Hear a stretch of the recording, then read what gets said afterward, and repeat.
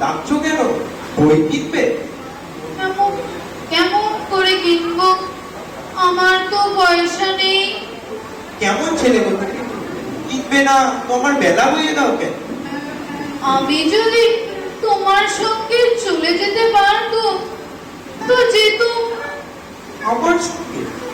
হ্যাঁ, তুমি যে কত দূর থেকে হাঁটতে হাঁটতে চলে যাচ্ছ শুনে আমার মন কেমন করছে। তাহলে তুমি এখানে বসে কি করছো? কবিরাজ আমাকে বাইরে বেরোতে বারণ করেছে, তাই আমি সারাটা দিন এখানেই বসে থাকি। আহা বাবা, কি হয়েছে গো তোমার? আমি জানি না, আমি তো কিছু করিনি, তাই আমি জানি না আমার কি হয়েছে। দইয়ালা, তুমি কোথা থেকে আসছো? আমাদের গ্রাম থেকে আসছি। তোমাদের গ্রাম? অনেক দূরে তোমাদের গ্রাম? আমাদের গ্রাম সে পাঁচপুরা পাহাড়ের তলায়, সামনে নদীর ধারে।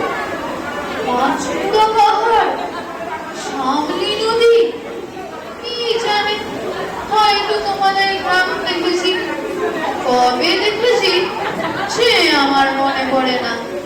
তুমি দেখেছো? পাহাড় তলায় কোনোদিন গেছিলে নাকি? না, কোনোদিন যাইনি, কিন্তু আমার মনে হয় আমি দেখেছি খুব পুরোনো কালের বড় বড় গাছের তলায় তোমাদের গ্রাম। একটা লাল রঙের রাস্তার ধারে না? ঠিক বলেছো বাবা।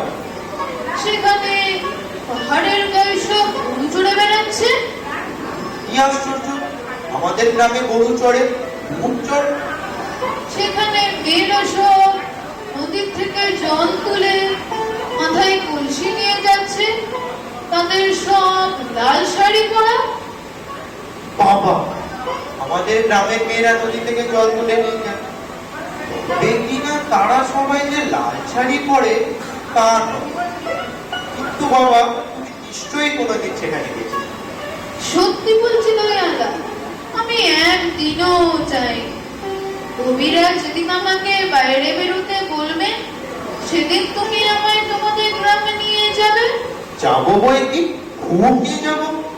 আমাকে ওই রকম দই বেচতে শিখিয়ে দিও, ওই রকম বাঘ কাঁধে নিয়ে, ওই রকম খুব দূরের রাস্তা দিয়ে। পড়ে যাই, দই বেচতে যাবে কেন? এত এত বুদ্ধি করে তুমি পণ্ডিত হয়ে উঠবে। না না, আমি কখনো পণ্ডিত হব না। আমি তোমাদের রাঙা রাস্তার ধারে বুড়ো বটের তলায় কয়লা পাড়ার থেকে দই নিয়ে এসে দূরে দূরে গ্রামে গ্রামে বেচে বেচে বেড়াবো। কেমন করে তুমি বলো? দই দই, ভালো দই, আমাকে সুরটা শিখিয়ে দাও। আয় পোড়া কপাল, এ সুর আবার শেখবার সুর নাকি? না না, ও আমার শুনতে খুব ভালো লাগে।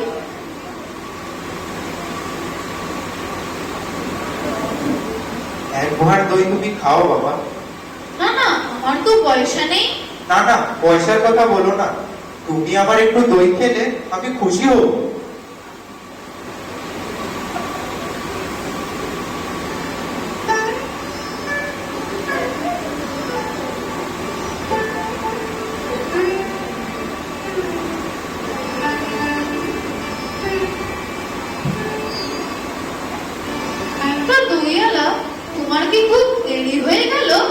না না, আমার কোনো দেরি হয়নি, আমার কোনো লোকসান হয়নি।